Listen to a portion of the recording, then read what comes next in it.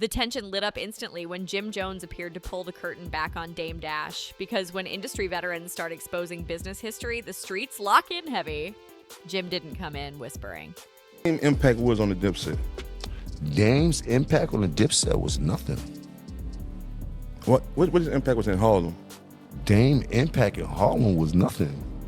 Not to say it like that. Dame came up under hustlers. That impact was it. He was a little dude when it came to hustling in Harlem. He wasn't no Rich Porter, none of that type of. He wanted to hustle. He wanted to hustle for like Rich Porter and shit like that. Dame from the East Side. When the niggas on the East Side is different from the niggas on the West Side. Now for the East Side, Dame was a big deal to us because we were little when he was coming from the West Side. Little car, jewelry, and all that. So when you're young, he's looking like Rich Porter, but in reality, he was like just to go to the store and take a couple grams, get out of here, not to take nothing away from him.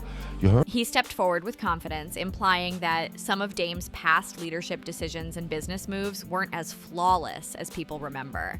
And when you challenge a man who built his brand on being a fearless mogul, you better expect a response. There was an interview that Jim Jones did, and he said that you're not a boss, you're a worker. What do you have to say about that? Someone called me about that, and I laughed because it's ridiculous, but I felt like Jim must have been giving me an alley-oop to front on him, so I will. Jim's tone carried that Harlem pride energy. It wasn't random gossip, it felt deliberate. He questioned business handling, influence, and control narratives that have floated around for years. Those narratives aren't light. They're tied to Roc-A-Fella Records history, to power struggles, and to how certain artists' careers unfolded. The streets know Dame's reputation. He's outspoken, unapologetic, and rarely quiet when his name is mentioned.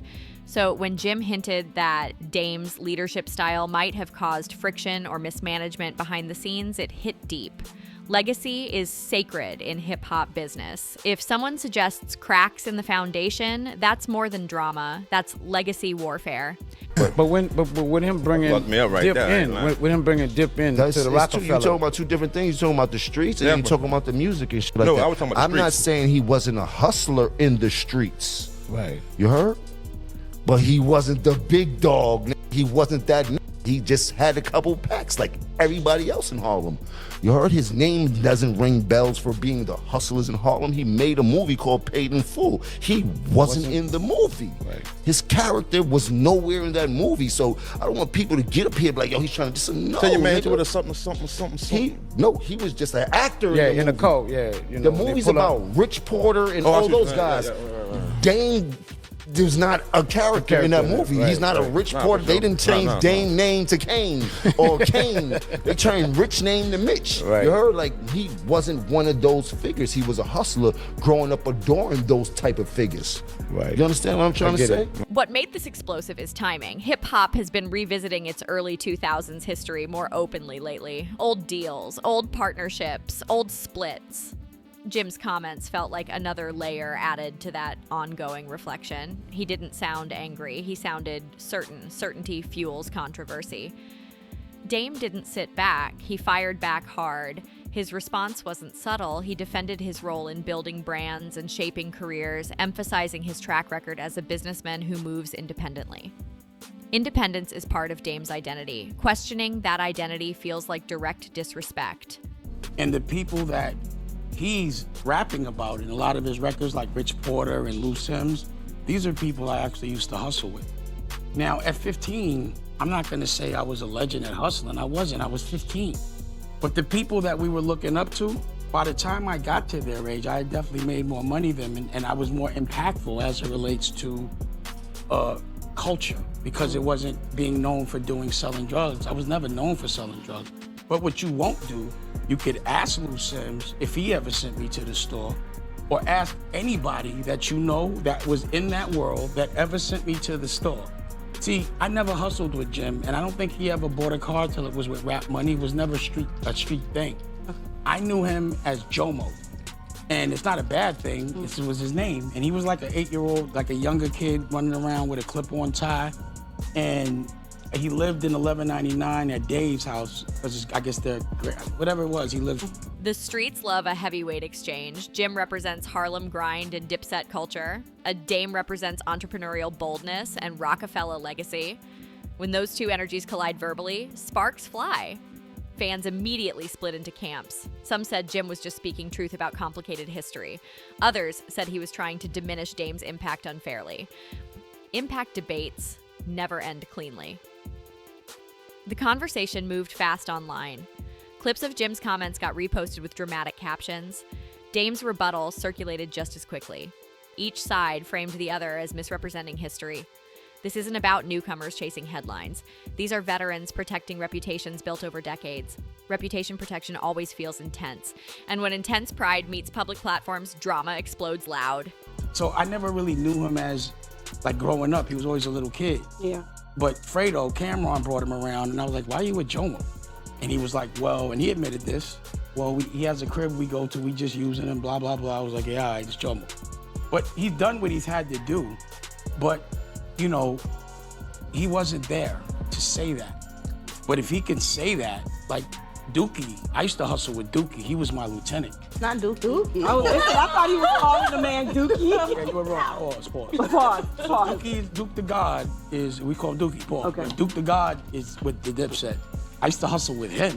As the exchange gained momentum, fans started dissecting what Jim was really trying to expose, because in hip-hop, exposure isn't just about secrets, it's about narrative control. Jim implied that certain business decisions may have slowed momentum for artists connected to Dame's circle. That suggestion challenges leadership credibility. Leadership credibility is Dame's cornerstone. He's always positioned himself as the visionary who refused to play corporate games. So when Jim hinted that those bold decisions may have had unintended consequences, it struck at that cornerstone. What's your relationship with Dame today? I ain't got no relationship with Dame. Right. Never had one? Yeah, I know Dame since I was 6. Yeah, I'm saying you know him, but you know, people know people, but don't I have. know him since I was 6, I said. Yeah. We lived in the same building. Okay. The same building. You heard?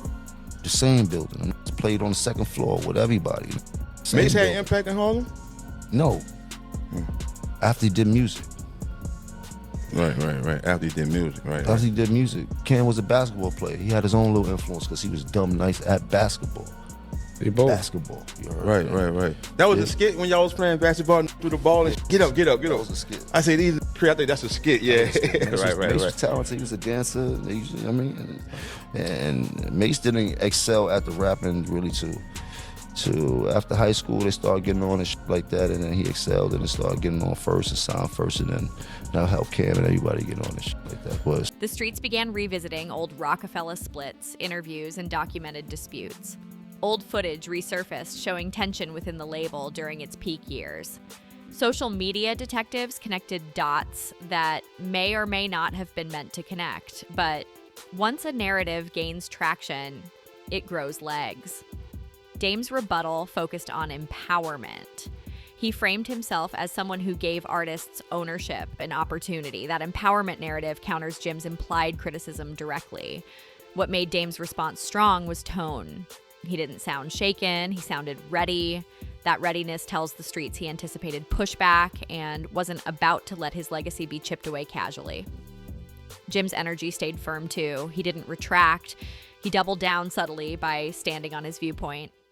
Doubling down transforms commentary into confrontation. The streets appreciate bold speech, but they also respect results. Fans started comparing outcomes. Who built more independently? Who maintained influence longer? Those comparisons rarely stay neutral. What's interesting is that neither side dropped reckless insults. They focused on business and influence narratives. That makes the clash intellectual rather than chaotic. Intellectual beef can last longer because it's rooted in ideology. Dame's history with Jay-Z inevitably came up in debates. Roc-A-Fella's split has always been a sensitive subject. Even though Jay-Z isn't directly involved here, his shadow looms over any discussion of that era. The streets know that revisiting Roc-A-Fella history always opens emotional chapters. Pride, betrayal, ambition, loyalty, those themes never get old. Jim's attempt to expose felt like challenging a myth. Dame's response felt like defending a throne. Throne defense in hip-hop is never gentle, and when thrones get questioned publicly, the king responds loudly. As days passed, the narrative expanded beyond just Jim and Dame, because this clash started symbolizing how artists and executives rewrite history differently. Jim represents the artist perspective, the grind, the street-level hustle, the hunger for recognition. Dame represents executive power, ownership talk, independence, anti-corporate mindset. When those perspectives clash, it feels philosophical. Jim's angle implied that some decisions didn't maximize potential. That's a serious implication in a business built on momentum. Momentum is everything in music. Once lost, it's hard to reclaim. Dame's angle emphasized ownership over quick wins. Ownership versus speed is a classic business debate. The streets now debate which philosophy truly benefits artists long term. The clash also revealed how loyalty lines shift over time.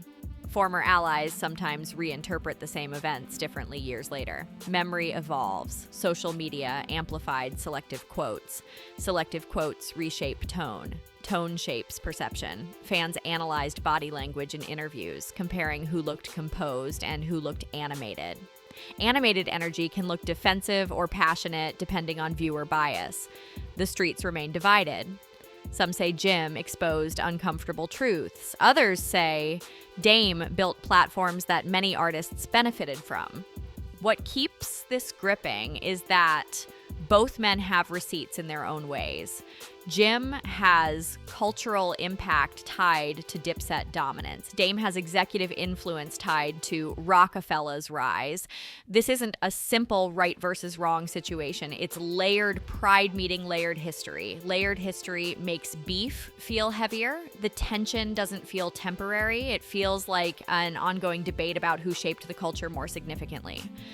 Debates about cultural architects rarely end peacefully, and when architects argue about who laid the foundation, the building shakes slightly.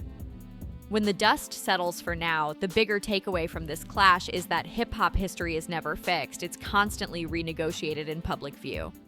Jim Jones tried to expose cracks in Dame Dash's narrative. Dame fired back to protect his empire story. Both moved strategically. The streets didn't crown a winner immediately. They dissected tone, history, and credibility.